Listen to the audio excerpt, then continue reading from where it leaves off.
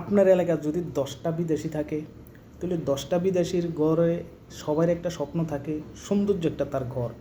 তাহলে 10টা বিদেশি যদি থাকে আপনার এলাকার, তাহলে 10টা ঘর হচ্ছে। সেই 10টা ঘরে কিন্তু আপনার যা তা ঘর করবে না, করবে বিদেশি সিস্টেমের ঘর। তাহলে সেই এলাকাটার ভিতরে 10টা ঘর যদি সুন্দর মতো ঘরটা থাকে বা সেরকমভাবে ঘরটি করে, তাহলে আপনি কি মনে করবেন সেই এলাকাটা সেই বিদেশি একটা এলাকা হবে। আর আপনার পিছনের আশেপাশে যে লোকগুলো আছে না, এগুলো কোনো দিন চাইবে না আপনাকে উপরে উঠার।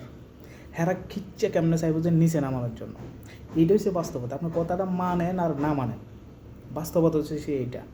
একটা এলাকার যদি 10-12টা ঘর হয়, 10-12 জন বিদেশি মিলে যদি করে, তাহলে এটা এলাকার সৌন্দর্য। এটা একটা এলাকার সৌন্দর্য, এটা সবার জন্য সৌন্দর্য এটা। কিন্তু আপনাকে সেই জিনিসটা করতে দিবে না, ঠিক আছে?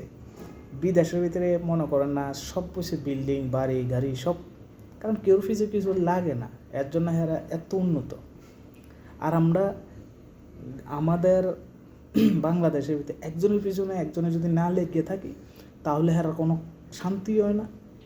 যেরকম কুত্তার ফেটে ঘি হজম হয় না, হেরা একজনের পিছনে না লাগলে হেরা ফেটের ভাত হজম হয় না। এইটাই হচ্ছে বাস্তবতা।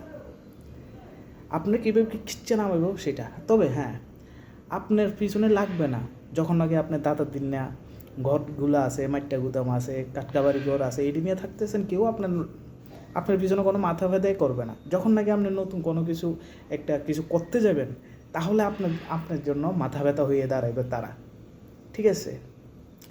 এটি হলো ভাই বাস্তবতা।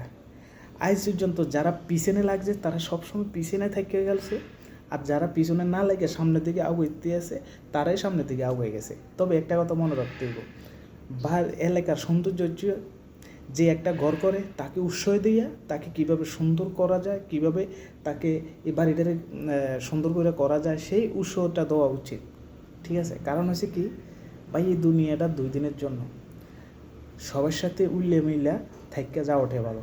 কত মানুষ দেখছি, কত মানুষ সম্পত্তির জন্য অনেক কিছু করছে, কবর হয়ে চলে গেছে, বরঞ্চ এখনও মামলা রয়ে গেছে। এই সম্পদ বড় ধরনের খারাপ এক জিনিস। ভালো থাকবেন, সুস্থ থাকবেন। আসসালামু আলাইকুম।